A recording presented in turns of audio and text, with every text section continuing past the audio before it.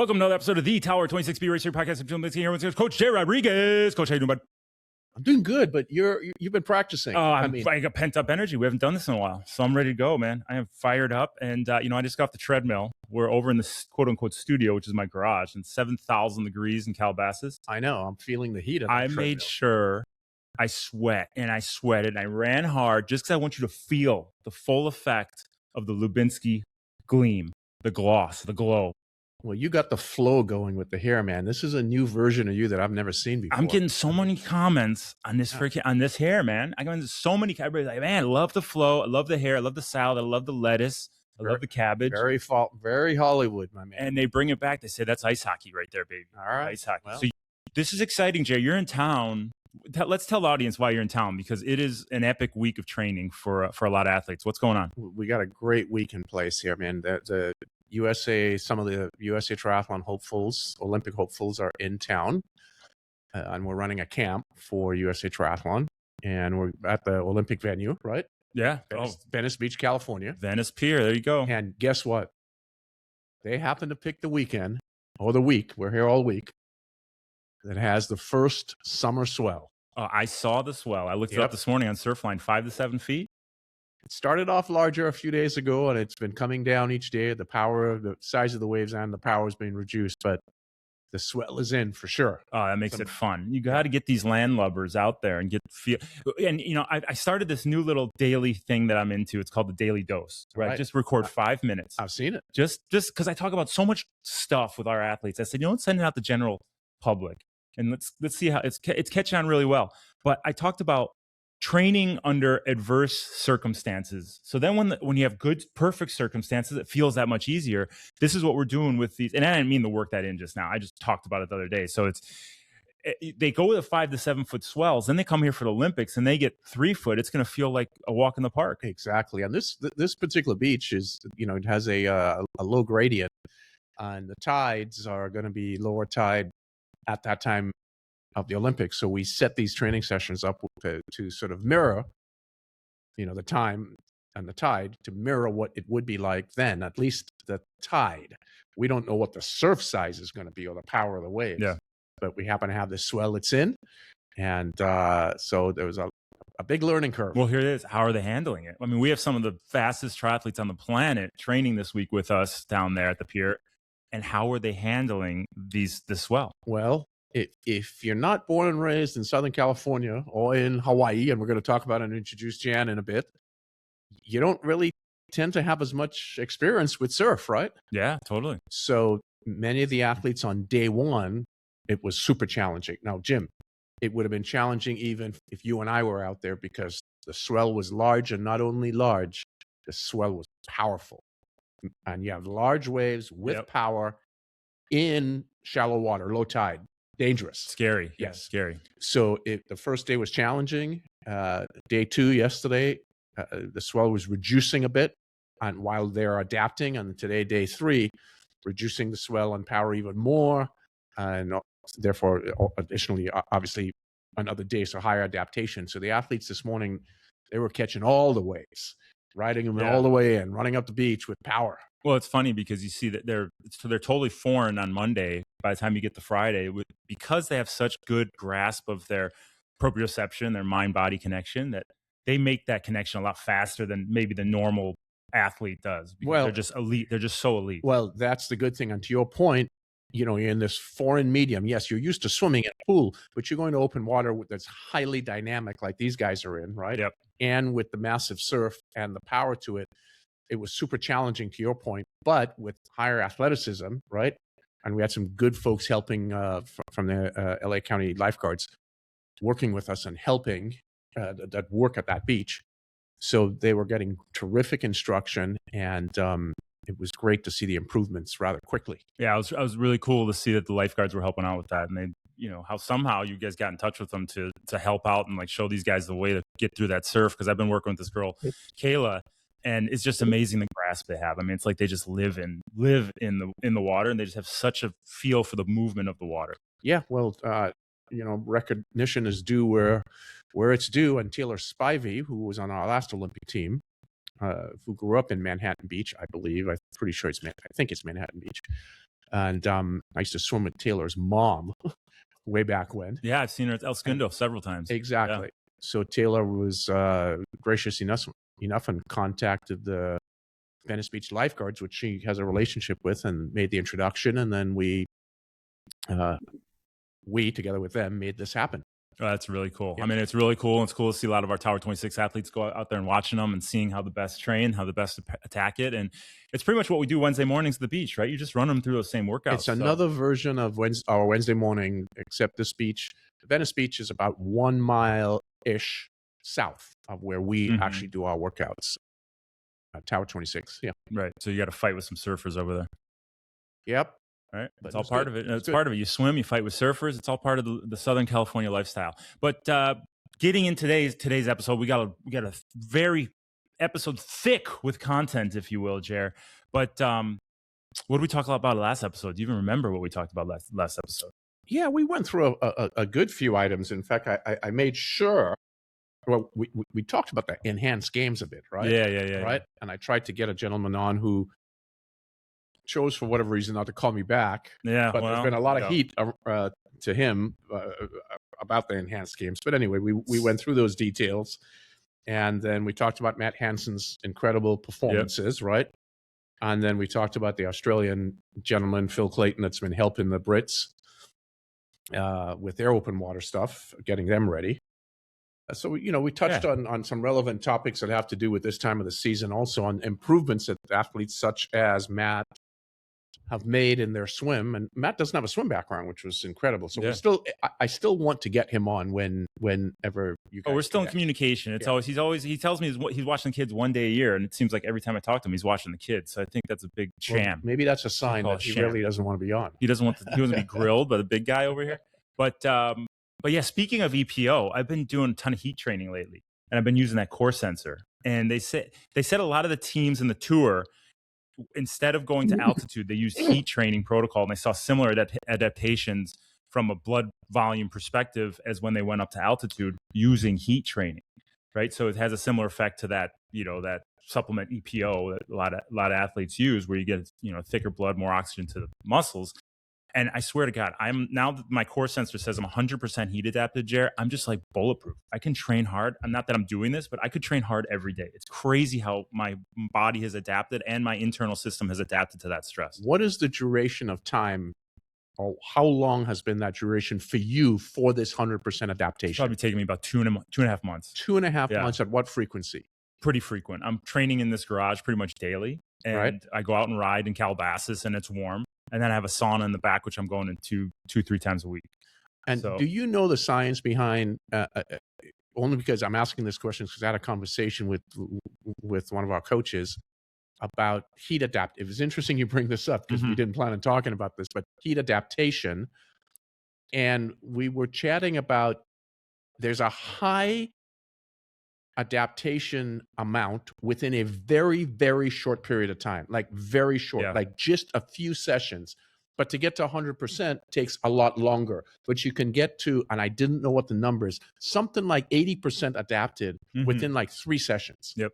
Is that, do you know? Or I don't know that exactly, but I look at it more like aerobic fitness. It's like if I want to be as prepared as I can be for race day, it's something that I'm frequently exposing myself to. Just like you go out and you run zone 1, zone 2 for an hour, you go swim zone 1, zone 2, lower end efforts, where you just frequently hit it a couple times a week, and then you build week over week over week. That's kind of the way I look at it. But they say 7 to 10 days is ideal, what you need if you're gonna heat adapt. 7 to 10 days is kind of what it takes. Well, this might be a good time to introduce Jan here, because you talk about a man who's living in heat and humidity. Jan Prins, you can tell it. Jan Prins, look at you. You're swimming biomechanic master. It's an honor to have you on here. Everybody's looking at the YouTube like, who is this guy sitting here? And we are honored to grace you with. You are honored to. I don't know. Somehow we're honored to have you here. That's what I'm trying to say. But we don't have to go down that heat route. But you are a scientist. You are you're a legend in the swimming world. You're a respected swim scientist, coach. Spent decades advocating for the integration of sports science and kinesiology. That's why we're going to get along so well, because I feel the same way. Into practical swim coaching. You're a former assistant coach with Doc Councilman at Indiana University, and you've spent 22 years as head coach at the University of Hawaii. and you've been part of the International Olympic and Paralympic communities, coach, and you've connected clinics around the world. So hefty resume. How you doing, buddy? It's an honor to have you on. No, you're making me blush there, Jim. But listen. That's what I do. That's what I do. I make you feel real good, then I beat you down. Right. Well, Terry and Jim, much appreciate you having me on. This is wonderful. Yeah, you see, great. I wore my Aloha shirt here to get into the mood. Is that where you at? Are you in Hawaii right now, or where you at? I am sitting at my deck on the top of my house. I'm going to lift this up. There's the South Shore right there. It's a little blurry. Beautiful. But Jim, what's that? Go ahead. Why are we here doing this interview? We should be at his house. What is going on here? We should be living large over at your house, buddy. No, we can do so the next time. one. So when we come out, maybe we come out for Kona. We'll come to your house afterwards, and we'll do a live show there with that background. Come up, have dinner, and we can do the show. I love it. Yeah, I love it. So you wrote freestyle. You wrote freestyle biomechanics. How long ago did you write freestyle biomechanics? Well, I did the video 3 years ago, but I figured I better turn this into a book. And that took about 3 years. And just published about 6 weeks ago. Right before AI came out. You could take that video now, throw it to AI, boom, full book. Right. Well, right? No, we never do that. We don't rely on AI as coaches. We do it all ourselves. It took a while because I had to isolate what I wanted to show because I had all this video, tons of video, 35 years of video, and I had to figure out which would make freeze frames of, and that turned out to be a lot more laborious than I imagined. Yeah, it's like you think you have so much content, you think, oh, this will be no problem, and then you think, this is too much content. How do I whittle it down? But thanks to Jerry. Jerry wrote me a testimonial that's sitting right first, and boy, I can't thank you more. Well, so let's get into this a little bit, and Sure. The testimonial is partly reflective of how terrific you are and what the work that you've done. The testimonial doesn't even speak anywhere near close to your capacity of knowledge. So I want to set the stage a little bit of your background. I mean, you've been in, at least in the United States, it's now how many years? 50 years? I came in 69, so we're looking at 56 years. 56 years. Going on 57. 57 years. And in the 70s, you worked with Doc Counselman at the University of Indiana, am I correct? Yes, I was his head assistant. He has only had one assistant at a time. And I was in the right place at the right time, Jerry. What years were you there in the 70s? 74 to 78. So you were after the Mark Spitz era. Correct. Mark had just graduated, but I was there with Jim Montgomery, first man under 50 seconds. Yes, 49.99 in Montreal. And when Doc was the head coach in Montreal, and we keep saying no Olympic team has ever done what he did. We won 12 out of the 13 gold medals.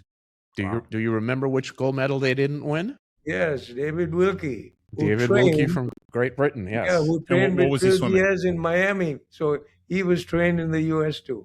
That's right. What was he swimming that we didn't win? The 200 breaststroke. Yep. Wow. See, am I right? Is that correct? Jerry and I go back a long way. Yeah. It's funny. As elite competitors, it's funny you guys don't think about the 12 that you won. You think about the one you lost, and you probably still lose sleep over that one.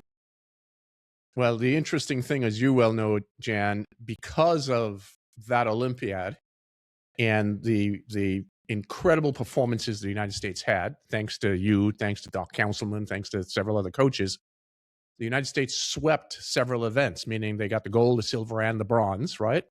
And I believe the 100 butterfly, perhaps even the 200 butterfly, the 200 freestyle. I mean, there are a number of events that the U.S. were completely dominant in. Yes. And because of that, what did the Olympic Committee do after? They trimmed 3 participants. The U.S. was not allowed. We couldn't have 3 athletes in an event any longer. We could only have 2. Only 2. Through dominance. So through dominance and success, they now curtail your opportunity. That's what they say when I show up to race. They say you can only use 1 leg. 2 legs, it's unfair. So Jerry, you reminded me of that. That was not a good idea for us. No, it's not a good idea for anybody because but anyway, I don't want to get off topic on that. I want to stay on with you. So after you were at Indiana, what came next? I came back. I mean, I graduated from University of Hawaii with an undergraduate degree, and then hightailed it to Bloomington, Indiana, and put up with the winter for 4 years, and came right back here. And I was in a very unique position because they just built a brand new pool, and the faculty position had opened up, so they were saving things for me. So I just walked in, shook people's hands, and I was it. So Love it. timing is everything.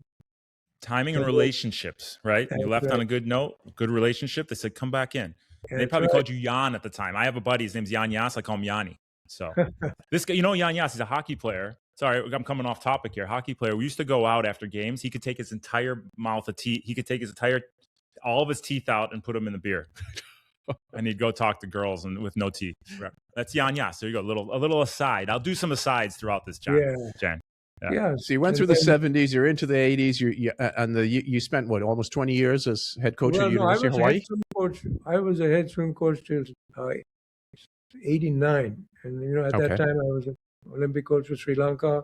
I was an American coach for the Paralympics. And Sri Lanka is your home country, am I correct? Yes. Yeah, born and raised. I was Olympic and Asian Games coach. And then when I retired, it was time to move on because I had to do stuff in the lab as well and justify my existence with the faculty. Of course. And so I retired as head swim coach, but I stayed with the Paralympic movement, and I was with the U.S. team in Barcelona. Boy, that was an experience working with them. Amazing.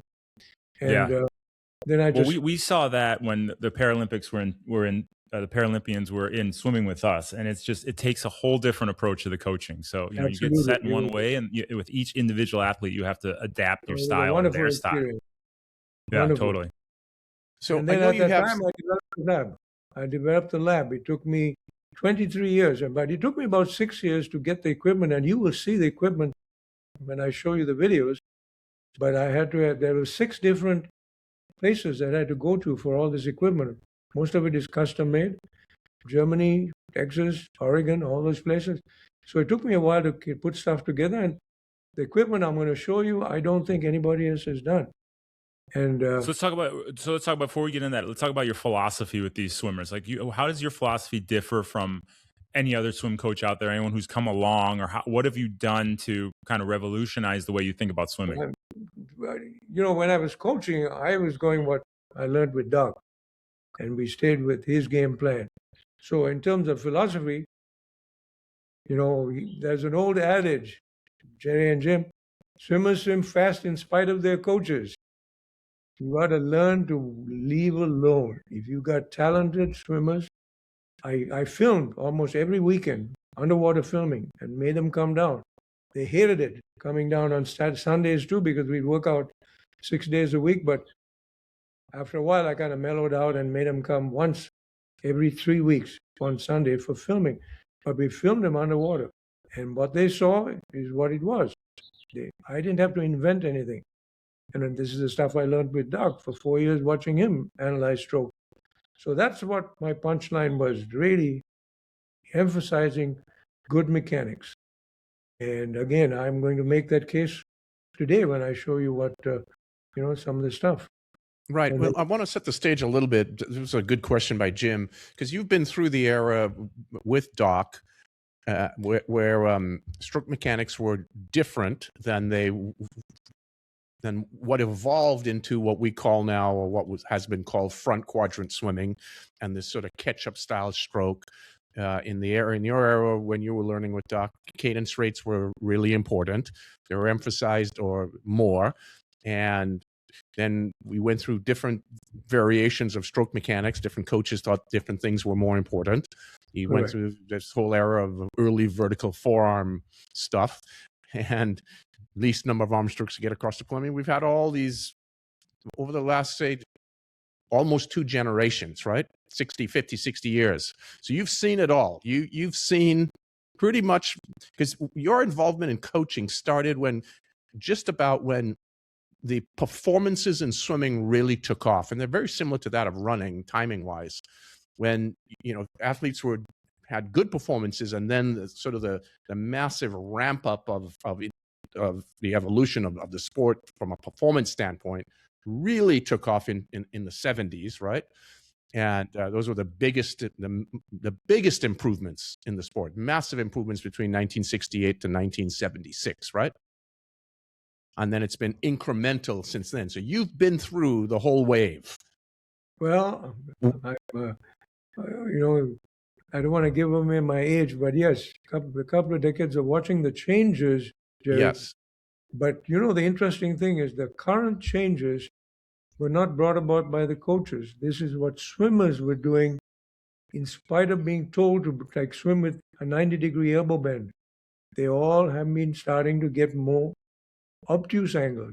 They didn't do that because they were told to do that. It just felt better. And I talk about this in the video, in the book. I hate to do it, a shameless plug for what we're talking about, but that evolution, no more 90-degree elbow bend, came because of what the swimmers felt. They felt they were going faster, and bingo. Now we know why. And we can explain why, but that's the kind of thing that is exciting to see, because the swimmers are feeling their way through the water and more successfully. Well, good. Well, let's get into the meat and potatoes. The show is open to you. Yeah, thank you. So let me go to. I'm going to do Am I on a screen share right now? Not yet, no. Okay. You want to put him on? He's doing it from his side. Yeah. Just remember, Freestyle Biomechanics is Jan's book. You can get it at all of finer bookstores. Get them on Amazon. Get it on Amazon. No, only on Amazon. Only on Amazon. Yeah, that's right. We'll start bringing that to the Tower 26 bookstore too. Yeah. All right. What do we got here? You're sharing the screen. You guys are watching on YouTube. If you're listening at home on Apple or Spotify, whatever it may be, you can go look at this on the Tower 26 YouTube channel. You'll see the screen that Jan is sharing here. So is my screen visible? Yes. Yes. Okay, wonderful. So this is kind of the title, but this is a wonderful quote, and it came from Mark Levine.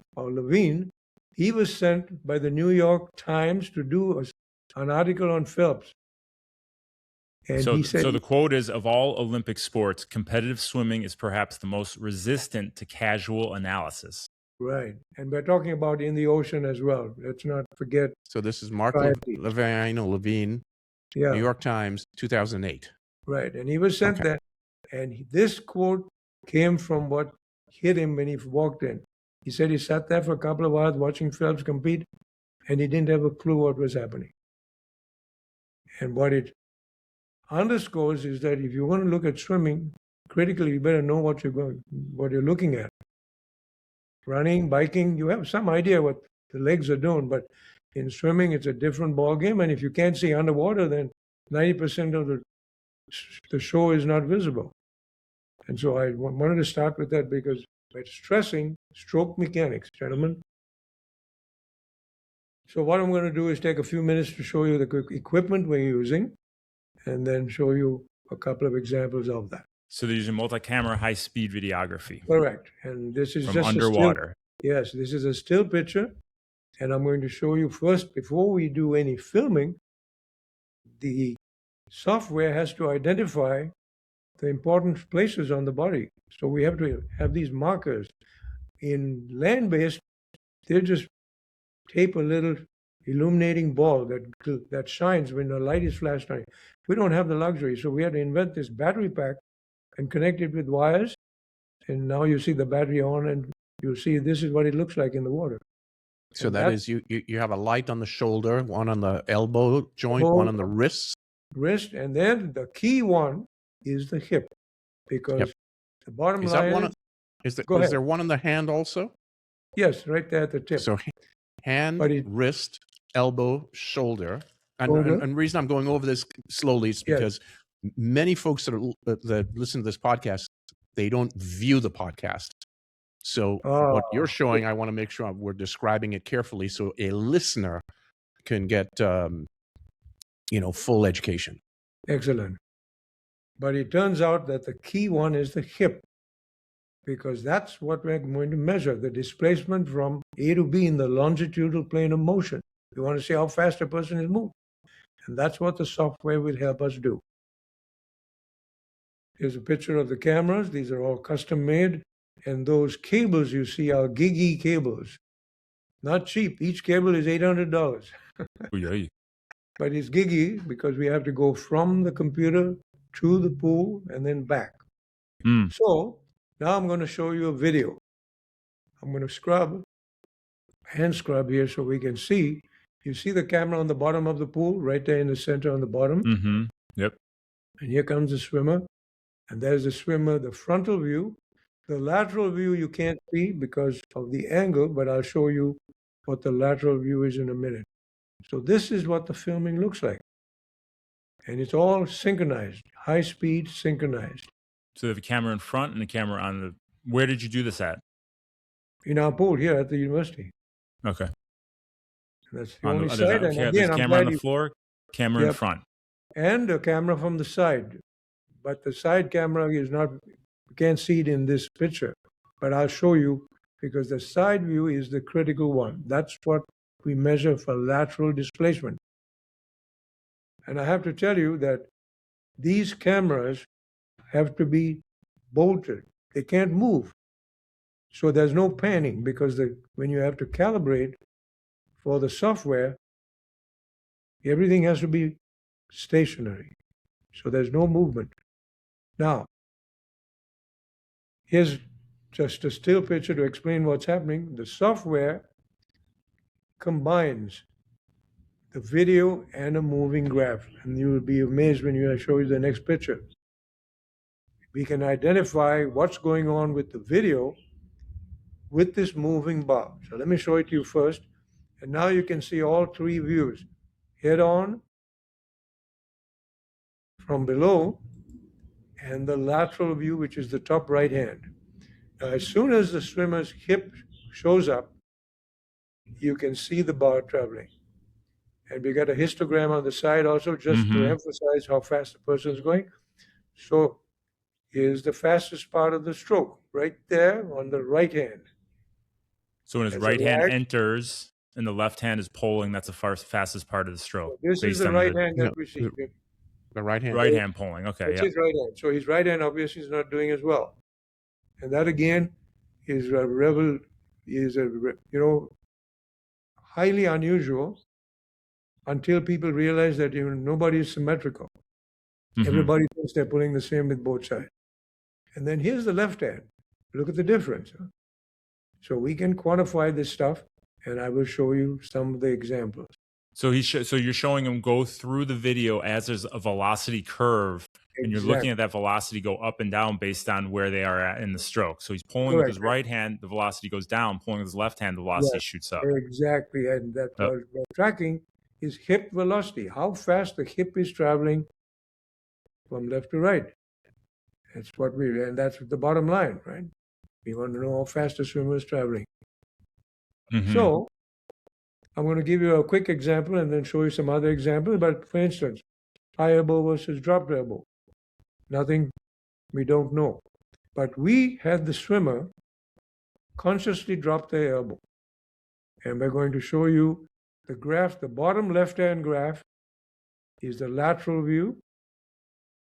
And the top right-hand graph, video, is the swimmer. So we said, we want you to drop your elbows in the middle of the stroke. Look what happens. Right there. Okay, so that's a canyon, a depreciation of velocity, right? Yes, big time. Look at that. Massive. Yes. And remember, this is repeated with each stroke. Now, all this fancy graphs and video is all well and good, but just how much speed is he losing? Get ready.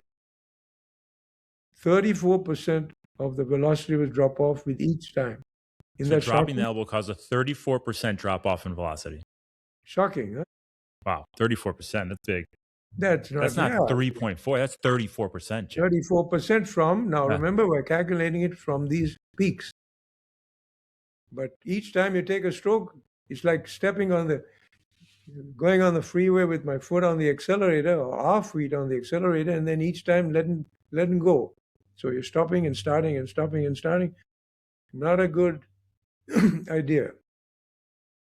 So that's just an example. So I'm going to go to the next thing, and I think you'll be quite impressed. So I'm going to show you some more examples, as I said. I call them focuses for what we're going to talk about, but here's the question.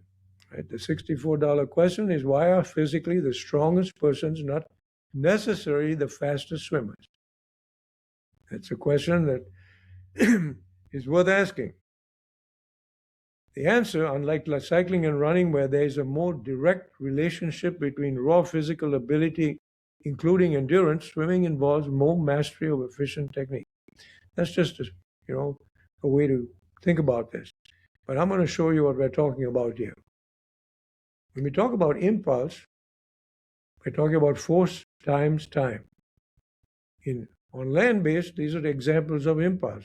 When you're powerlifting, large force for a very brief time. Wrestling, you hold the opponent for a longer period of time and then you win for a long force and extended time. But in swimming, this is the point. It is not necessary in swimming to apply maximum force. What is needed is to apply a force that can maintain peak swimming velocities for an extended period of time. That's the secret. You need to be able to hold the velocity for a period of time. Maintain it. So what does the average freestyler look like when we do this fancy stuff? Most swimmers intuitively or as instructed, unfortunately, speed up and accelerate the hands at the stroke reaches the conclusion. We see a surge in maximum velocity at which most often occurs during the last third of the underwater pool. So I'm going to show you the swimmer. This is a Division I swimmer, coached all the way through career to speed up at the end. So I'm going to hand scrub as we see the swimmer. Here she comes. And you can see right there is the peak. So you see the velocity curve peak at the end of the stroke. Exactly, because that's the way everything, swimmers have been used to doing. Look at that. And then the same thing on the other hand. Right there, you don't see that, but you see it on the bottom and the top.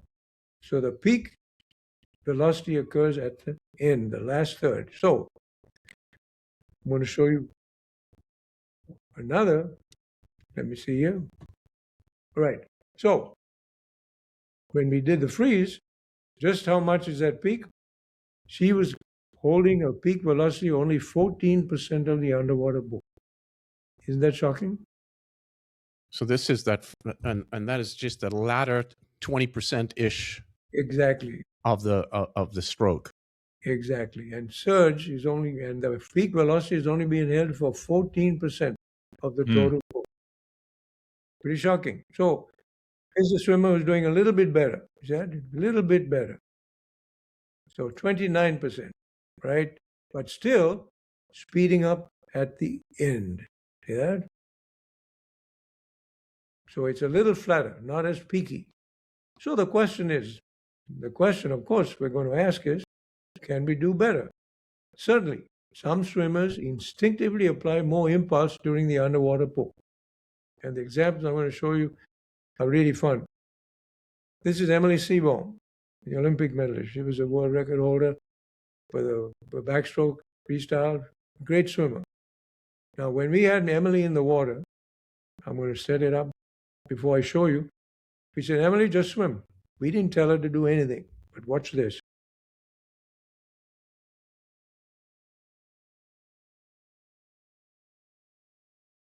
So the whole thing is at that same velocity. Start to finish. She's got the same velocity from hand entering to hand leaving. 83% of the time she was holding her peak velocity. Isn't that amazing? Wow. Yes. Now remember, we didn't tell her to do this. This is how she swam. And so that is the direction we want to go. We're telling people to feel the water. So I also have Magnus, and I'm including this in the book. So let me, before you go on for a second, let me sort of try to quickly summarize this. Go ahead. This little segment. Because the other two examples you showed and graphs you showed, those examples had sort of a wave impulse from the perspective of you saw peaks in velocity and then a depreciation of velocity, right? So therefore, there is an amplitude to that wave. Correct. And in this chart that you're showing for Emily, there is hardly any amplitude. It's almost a consistent amount of peak velocity. And in this case, it's 83.5%. Correct. So is Emily doing that She the others is- weren't? Well, again, I don't think this is something that you can, this is feel for the water, which is, how you're going to, you can teach this. If you tell swimmers to feel the pressure a little, be aware a little bit more about the pressure at the beginning of the stroke. Don't just let your hand drift through 2/3 of the pool and then say, okay, now I'm going to go for it and push hard at the end. That's the only way you can solve this, because if a swimmer thinks about their stroke early in the game, this is more likely to take place. That's my take. The swimming term is catch. The word I prefer to use is her setup, the beginning portion where she starts to be able to achieve velocity starts sooner, and then she's able to maintain that for a longer period of time.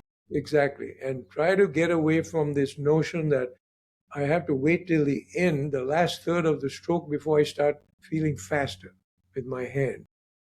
The last thing you want to do is just wait at the end and then all of a sudden put your foot on the accelerator.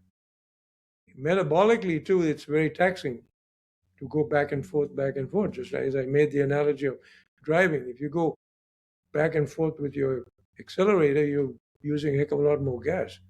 And then for your triathletes, that's not a good idea either, because you're not going to swim 50 or 100. Is the arm accelerating through the water at a greater rate as it goes through the swim stroke, Jan? We're talking about relative velocity now. Correct. When you watch a good swimmer, they look like they're hardly working because their hand speed relative to their body is low. Let me repeat that. If your hand speed relative to your body is low, it means you're holding the water, correct? We want the body speed relative to the side of the pool to be high. So, very good question. Relative velocity. So, if you want to go fast, you must not let your hand speed relative to your arm go. And that's what slipping is all about, as we well know. When somebody's slipping, their hand speed relative to their body is extremely high. Okay. So I'm showing you that we did Magnuson too when he was here before he went to the Olympics, and I have two-time world 100-meter freestyle Olympic silver medalist. And I have this, and Jerry, since you saw the book, I showed Magnuson's graphs as well. Yes. All right. Any questions about this business so far? No, this is terrific. Thank you. So I call Focus 2, and you are talking about the latest developments. As I said, swimmers swim fast in spite of their coaches. And this is amazing because swimmers started developing this, and I really did not hear a lot of coaches talk about this in these terms. Propulsive drag is what we use. And that's why I said for years, coaches and swimmers have been using sculling or elliptical pull patterns. And these are the pull patterns that we were living with, right? We all did this years ago. We encouraged swimmers, freestylers, to scull outwards and inwards. And this is a picture from Doc's book, inverted question mark. This is backstroke. Remember, we taught backstroke, down, up, down. Yes. And then the famous keyhole pull. We talked about it. That's the way we taught butterfly. You got to make this keyhole. All that is out of the window. Out. Done. Forget it. History. Good for the history books. And here's some great quotes from manuscripts. The strokes designed to produce drag-based propulsion showed markedly higher thrust. The lift-based propulsion techniques resulted in a reduction of drag contributions and total thrust. In other words, pronounced sculling motion reduced the thrust production of the stroke. So that's one quote, and I'll show you another one in a second. Well, Jim, I did not know this screen was going to be presented. Yeah, I knew this was coming. You know where I'm going with I knew this was coming. I have never been a fan of sculling. It is not something in our repertoire. And now finally took me 45 years to find somebody to prove me right. Well, here's the thing, Jen. We have this is 147th episode of this podcast. I think Jerry's brought up how much his disdain for sculling on 145 of them. So you just proved him right. And always spot on. This guy, spot on all the time. I'm unfortunately, I don't want to be the carrier of bad news, and I've been accused of killing some sacred cows, which I'm happy to do. But so this is for the first of another great quote, guys. So the current recommendation is push against the resistive force of the water. Now, Ernie McGlishko, which we all know, wrote a wonderful book. When I sent this stuff for edit, he said, don't say pushing against the water. You need to emphasize the fact that we're pushing against the resistance of the water. That may sound subtle, but it's a very, very important difference. You're pushing against the resistance of the water. And we're going to talk about finding new water in a second. But if you push against the resistance of the water, then you're holding the water. Does that make sense? Yes, it's very subtle, but correct. Very thoughtful. Yes. Exactly. So emphasis on propulsive drag.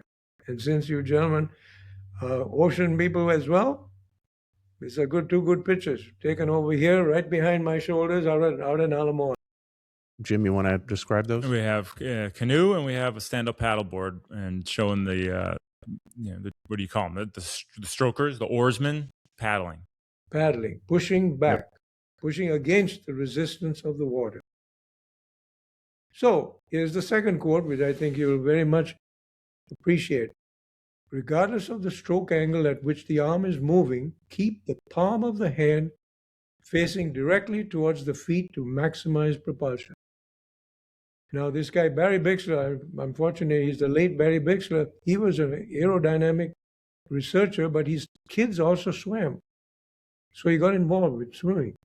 And he put this quote, and he was put in this.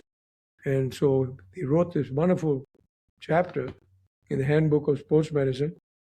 But let's read this again, just for emphasis. Regardless of the stroke angle at which the arm is moving, keep the palm of the hand facing directly towards the feet to maximize propulsion. And I have this series. So what I have is to engage the water, direct it backwards, repeat the process by finding new water, which we'll cover in a second. But I have a series of very nice pictures showing the early positioning of the hand and palm towards the feet, starting as early as the catch. And since Jerry, you mentioned the catch, of course, and this is the 100 free, and I'm going to show you and freeze frame here. Look at these guys' hands. Look at the guy in the second lane up there. Look at that catch. So we're watching 100 freestyle from underneath, watching Correct. The hands. The lateral view. And the top, the first swimmer, you can see his hands right there. See the palms facing down early, right? Early. Look at that. Now, Caleb Dressel, who we see on the top here, flexes his wrists a little bit more than the average swimmer. And that's why. By the way, he's back. Oh, I know. He's on 100. Absolutely. But I want to make sure people don't freak out when they see the wrist bending that much.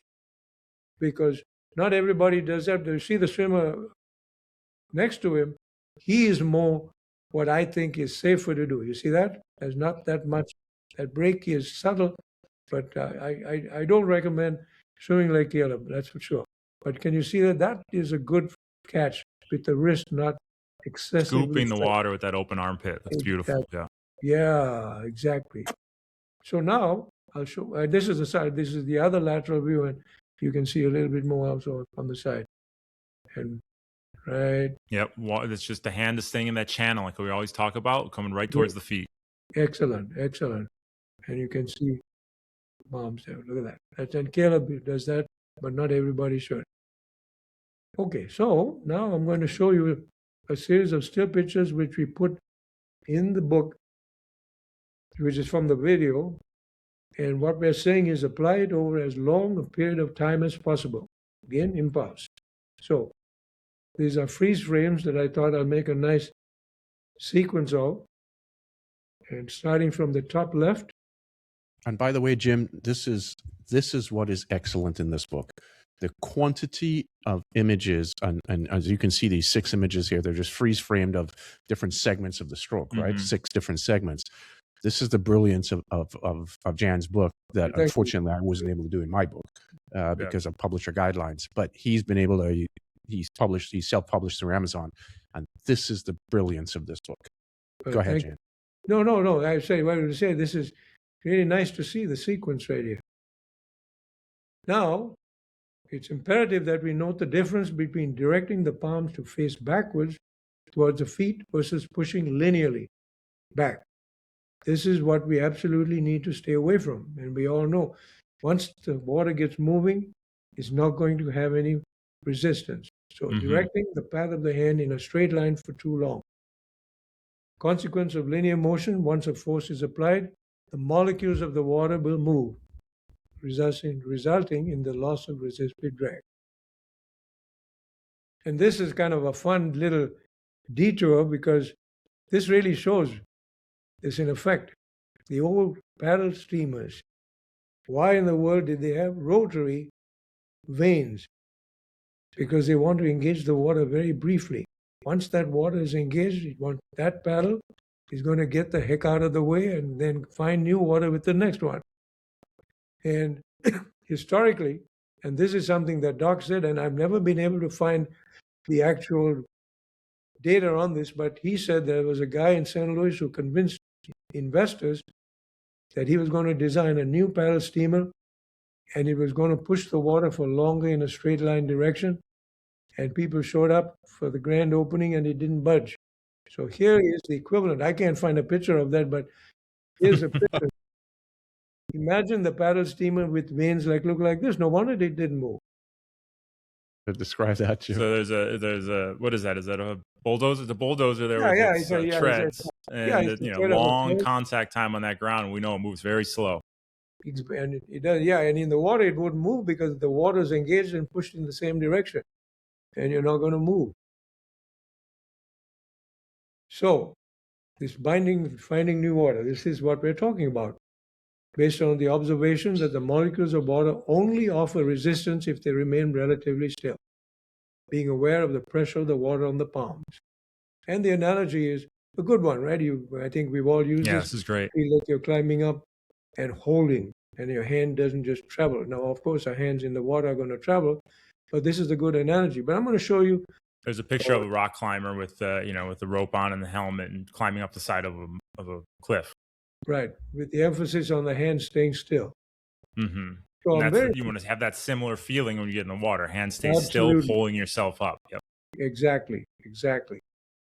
So I'm very happy to show you this. This is a visual depiction of finding new water. Now, I call these video trails because it took me about 6 months to figure out how to track in video. And you will see what we call video trails accompanying the pull. And what we did was also superimpose a grid over the swimmer. And this is a still picture, and I'm going to show you the video of it. So you can see the grid, and you can see the video trails. We're tracking the hand and the elbow. The hand is what we're really interested in. So you have a grid here across, the swimmer, across the swimmer, and you have rows and columns, so to speak, and it's gridded out. Okay, that's the image that's shown. Correct. And I want to make sure everybody we are all very clear about this, that this is a 2D depiction of what's taking place in 3D. Very important. Because we're looking at a flat piece. So here's the thing. Assuming that within each rectangle of the grid, the molecules of water remain relatively undisturbed, we can see how the swimmer's hand progressing through different quadrants of the grid, successfully engaging new water. So now I'm going to show the actual video, and I'll hand scrub as we go along. And you'll see the trails with the hand, the fingertips, and as it goes through, there's a different quadrant being engaged with each part of the pool. Is that pretty illustrative of what we're talking about? Oh, it's excellent. So there's not any hesitation, there's no stutter, it's just constant flow front to back. Exactly. And we can assume that they're looking at different little blobs. I don't call them blobs. different areas of the water. The water is different in each of these quadrants in 2D. But in 3D, certainly. Do you want to see it again? Sure. Go for it. Let's see. Yep. Just constant smooth motion front to back. Exactly. Different molecules of water being engaged.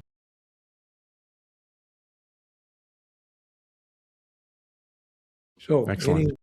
any observations on this? So this is showing the feel for the water, showing that Yeah, the exactly, swimmer exactly. has full Bingo. feel for the water. Yep. Exactly. Absolutely. It's showing a feel for the water. And, it's one of those very, very effective ways of showing this. I hope it was effective. No, it's incredible. So Jim, these are the types of images over and over and over in this book that makes it unique. Yeah. Makes the process simple to understand, because so many of us as coaches, as you know, we teach with words. Yeah. These are illustrations coupled with words, right? Yeah. I Well, try to to be able to see it. Yeah. Well, Jerry, thank you for the wonderful, testimony. But I hope it was evident that I try to minimize the text. I try to keep the text down and put the emphasis on the pictures, Jerry. Yes. Yep. It's funny, when Jerry did his book, he had me do the pictures for the wrong way to swim. So he didn't even tell me. He just said, Jim, go in and swim. And then they took a bunch of photos of me and then put it in the book. So this is how you don't want to swim. Well, don't feel So- bad, because a good portion of the first part of the book, Jim, is the defects as well. So No, I'll be perfect for that. Next time you model for defects, I'll come over wherever you're at. come on out here. Yes. So I've said some additional topics that also included in the book is, as we talked about earlier, is why the 90-degree elbow bend is no longer recommended. Consequences of pulling wide, pitching the palms out, right? The infamous S pull. We're going to show how the speeds drop off with the high speed. And then this Punctuate that word again. Before you said S pull, how did you describe it? infamous. Infamous. That's correct. Okay. And my wife had serious objections to me using that term, but I said, hey, that sends a message. It sends a direct message. People were pushing this thing, the problem is that, again, I talk about this in the book, but they were making a distinction between a 2D and 3D motion, because when we show pictures of swimmers, we saw this elliptical path, and people thought, hey, that's the way my hand should work. But that was a still picture on a flat screen. Yes. It's not a 3D movement. That's the big flaw in that argument. And then this is something that I only realized way later, and I wish I'd known this earlier. But a lot of swimmers, because they're not strong enough to keep their palms facing back all the time, slip sideways. And that's why I call this a subtle but common occurrence. We see the lateral edge of the hand leading the motion. The result is that the hands tend to slide sideways while continuing to face back. So if you do a freeze frame, or even put your head underwater, you see the palm still facing back, but it's sliding. So I put these two pictures in just. So again, sliding meaning sort of almost slipping. karate chop type? Yeah, no, but the lateral edge of the hand here is what's leading. See, in the S pull, the palm is actually facing sideways, correct? Yes, at times, yes. But in this case, that's why I call it very subtle. If you say, I want my palms to face back, and the swimmer says, yeah, my palms are facing back. But you're not holding the water. And again, I show what happens with the video, the high speed. It looks beautifully facing back, but it's sliding. Look at that. And you're saying they don't have the strength to finish the stroke. So this is why we say, hey, get on your stretch cords and build that strength. Very good. And that I think happens when people are feeling weak. They want to keep their palm facing back, but they can't hold the water. And so they start sliding. Lateral. Yep. Yeah. And I'll tell you, I have to admit, I only noticed it once I started filming people. And I didn't know this when I was actually coaching. Yep. I hope you sent an apology note to all of your athletes. That's right. But see, you guys, I'm giving you the keys to the kingdom here. There it is. And we don't, we always say, hey, go get the yellow stretch cords. But some people can't do the stretch cords, and that's what you see. Absolutely. They can't finish the stroke. So downgrade it to more of a silver. And this is a very good point, because when they start, if they're weak and they have the stretch cords, you'll see their hands drifting to the side. Yep, that's right. That's right. Trying to compensate. So, Jen, this Absolutely. is awesome. This is really good stuff. Freestyle biomechanics. Is this all you got here? What else we got on the slides? No, a couple more. I mean, running out of time. Shall we stop? Yeah, we're running a little long. We can run through a couple more. It's okay. Yeah. So, and this is Briefly. asymmetry. I'm going to talk about asymmetry in the book. And then the question of body roll. I think we had a chat about this, Jerry. Yes. And people can read my observations on body roll. You know? Yeah, I think So- that asymmetry is a big thing with, you said, with Magnuson.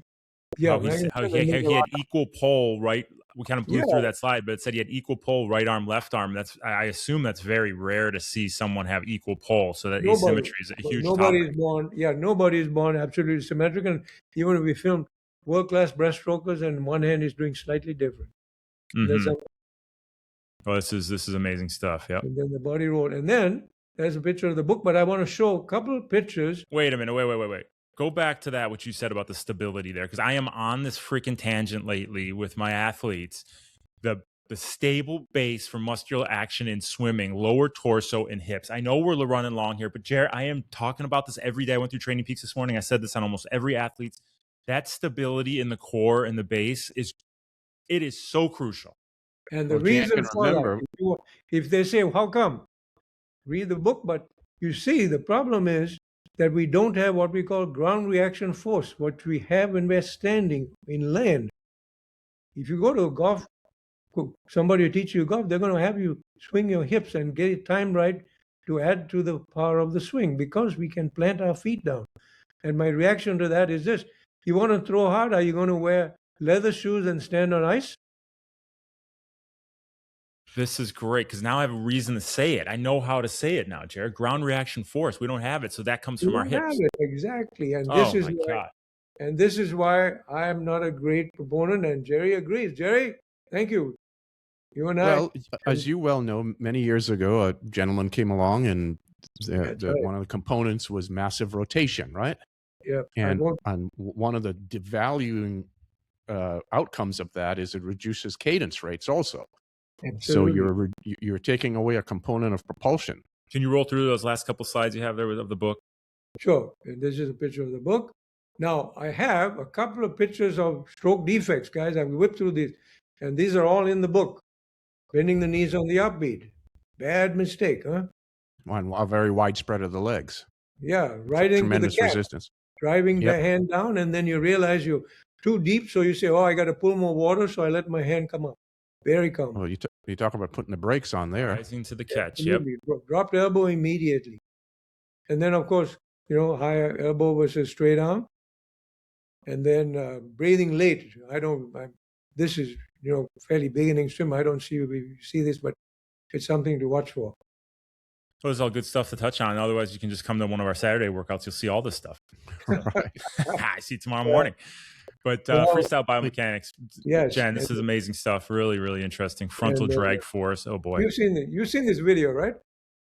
Oh yeah. Where the cyclist gets up on the saddle frontal resistance. His buddies are pedaling like fury, but he is not doing anything. He's just cutting down all the frontal resistance. Cyclist gets his body up on the saddle and straightens himself out. His body is parallel to the ground. Yeah. Jim, I want to see you doing this. You were videoing when I was doing that. Riding down Latigo. The Latigo last week. I didn't know you were videoing me doing that. And that is Alice. Freestylebiomechanics.com.